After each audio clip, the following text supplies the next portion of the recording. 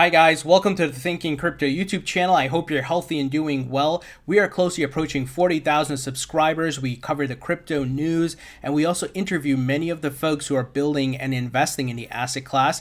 I've interviewed CZ, Binance's CEO, the Winklevoss twins, one of the co-founders of Tezos, Andreas Antonopoulos, and many more. So if you're new here, please hit that subscribe button as well as the thumbs up button. Guys, I've got big news for you and it's great news. I'm actually very excited about it. JPMorgan has further capitulated and they have settled a crypto credit card lawsuit for $2.5 million.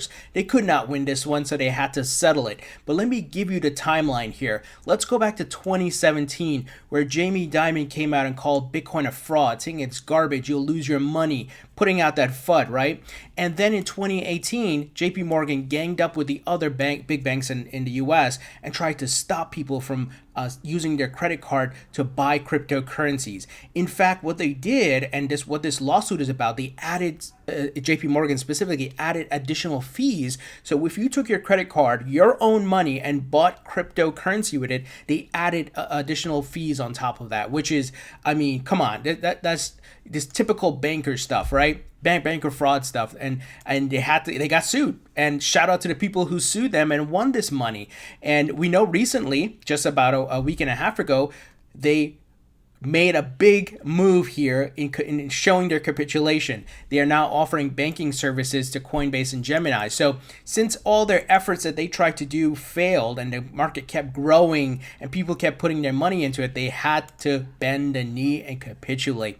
And even further so with this settlement right here. So JPMorgan Chase recently came to terms on a lawsuit from 2018 involving added fees for crypto purchases using credit cards. At first they tried to stop it, but then they were like, okay, we can't stop it, but we're gonna be sneaky about it and add additional fees. So banking giant JPMorgan Chase settled a 2008 lawsuit recently with a $2.5 million total payout, the result of unclear fees charged when using credit cards for crypto purchases. A May 26 court document detailed, the court notes that the defendant JPMorgan Chase Bank and all their respective various names has agreed to provide a cash settlement amount of an aggregate of $2.5 million in cash. Love it. The lawsuit stemmed from lack of clarity. In January 2018, JPMorgan Chase quietly altered the terms of use around its credit cards when dealing in crypto asset purchases, failing to alert customers until 10 days after. So they tried to be sneaky about it, not let them know. Just add the fees, right? And start collecting the fees without letting the consumer know. After the changes took effect, the term allegedly charged users the same fees as cash advance activities. The legal action took flight later in 2018, seeing Tom Brady, Brady Tucker, Ryan Hilton, and Stanton Smith press charges against the banking entity. Love it, guys. And they deceptively charged these fees, not letting people know. I'm glad they got hit. And this is a small payout for them anyway, but it still shows the further capitulation. They cannot stop this asset class. And that is why we saw recently they're going to now offer banking services. You better innovate, you better get on board, or you die. You're going to become like a Blockbuster Video where Netflix eats your lunch, right? And many other folks who are disrupted, guys. So this is great news, and we saw Goldman Sachs, right? They tried to put out some FUD this past week. If they don't get on board, they will become like Blockbuster Video, because this is a new asset class. Get on board. They're going to lose money. They better get on board, start offering. Goldman Sachs needs to start offering crypto trading and custody services, because Fidelity is already here. The New York Stock Exchange parent company is already here. We know about TD Ameritrade and ErisX and many others. A lot of hedge funds are on board. And this thing is moving fast, guys, because we got the digital dollar white paper out. We know the CBDC movement is on the rise. Central banks and governments around the globe globe are putting this together because of the disruption that Bitcoin caused, and they are now looking to tokenize, right? It's not just a matter of money being digital. Money's been digital for a long time, right? I mean, since you go back to the days of PayPal and so forth, right? And you transfer money from bank accounts, quick pay and all that. But the fact of tokenization using blockchain technology, that's what's different here. And that is what Bitcoin is and many other cryptos, right? So the digital dollar project calls for a two-tiered distribution system in the first white paper for US CBDC. The group published its first white paper Friday, detailing the need for a tokenized version of the US dollar and some potential avenues for building this system.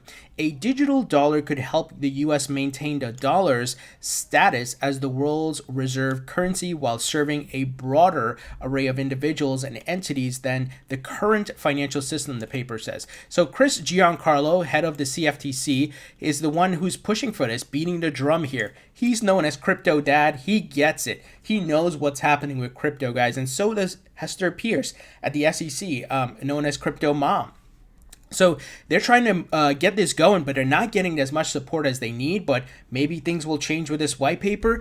But here's a quote. What we're hoping to be is a catalyst for a discussion where the United States about what role the U.S. will play in this ongoing and accelerating global debate over the future of money in a new digital age. That's what he said. And as such, the paper explores the current U.S. financial system and advocates for a digital dollar that utilizes a two-tiered distribution architecture with commercial banks and other regulated entities acting as intermediaries between the Federal Reserve, the U.S. Central Bank, and the end users. So they need to get going here because you know why? China is already working on theirs. In fact, we've seen screenshots of people actually testing it. It's in like beta phase, right? So they're going through the trials and so forth. The US better get moving or it's going to lose a lot here. And I believe this further validates the crypto asset class and it will help people understand cryptocurrencies even more. So this is big. White paper, I'm surprised it took so long to get a white paper, but hey, at least it's progress, right? But they better hurry up or China's coming for all of it. So some interesting news here, guys.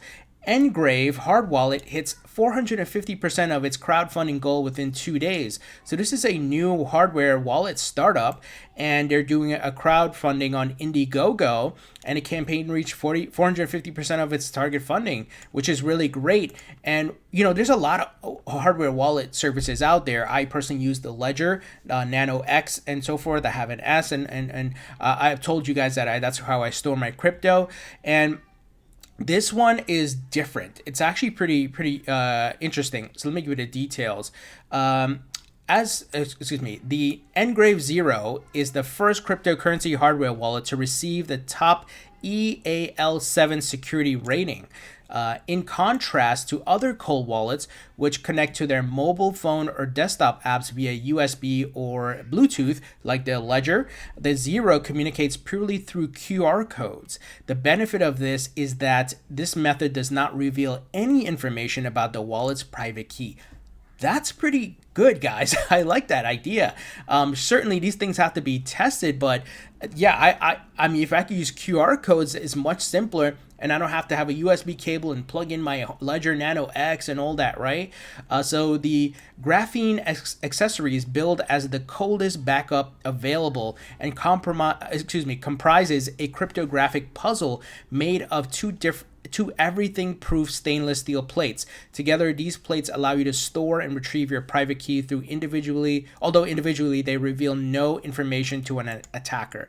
I like it. I like the innovation, guys. This is what we need. Further innovation, further security, and building out the infrastructure of the market so that more people can feel confident and trust, where they can store their crypto and so forth. Very, very important, but this is big. Some news here. Finally, guys, Coinbase has extended their Tezos staking rewards to 4 European countries. So obviously it's currently available in the United States. and I've used them for Tezos staking. I use it on my ledger as well. Their fees are a bit high, but it's still great for earning crypto. So they have expanded to UK, Spain, France, and the Netherlands. So great news. And like I said, I've interviewed the one of the co-founders of Tezos, Arthur Brightman, so be sure to check that out. So great updates here, guys. I love this JPMorgan news. This is big. This is really big. Further capitulation. They cannot fight anymore. They've pretty much given up. I mean, once we saw this news here, they've capitulated. Guys, what do you think? Leave your thoughts and comments below. Thumbs up if you like this video. Please subscribe if you haven't already, and I'll talk to you all later.